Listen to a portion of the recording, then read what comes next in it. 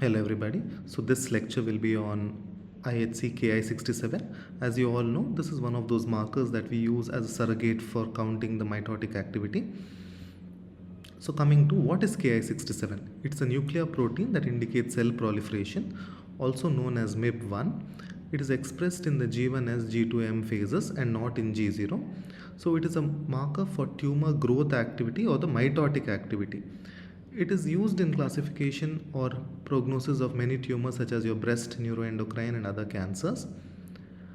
This Ki67 is present only in actively dividing cells, and therefore you can see that normally it is expressed in your lymph node tissue, any tissue that is rapidly multiplying.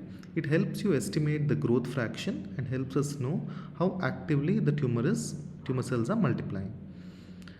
High Ki67 indicates high grade cancers, so this is at least true in terms of breast cancers, and often we see that high Ki67, that is more than 30%, is seen in your triple negative cancers, which are aggressive cancers. It correlates with tumor grade and nodal status and metastasis, meaning higher Ki67 is associated with higher tumor grade, presence of nodal metastasis or systemic metastasis. Coming to its diagnostic utility, the Ki67, you can count it as out of 1000 by counting 1000 cells and telling how much percent is positive. Usually less than 5% is counted as low and more than 20 to 30% is counted as high.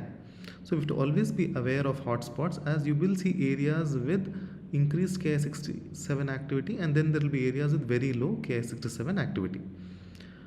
As we have already discussed, Ki67 is associated with poorer differentiation and a more aggressive behavior. It is useful in planning the therapy in most cancers. In breast, it is used alongside your ER, PR and HER2/neu for molecular subtyping. It helps in prognostication and risk stratification in breast malignancies. Only negative of using this particular marker is that the cutoffs are not yet standardized and there is interlab variation and variation between different associations. So as of now, we report Ki67 as a percentage and the methodology that has been used, and we don't give a clear positive or negative like the other markers, and this with appropriate clinical context and data is used for therapy of those particular cases. Thank you.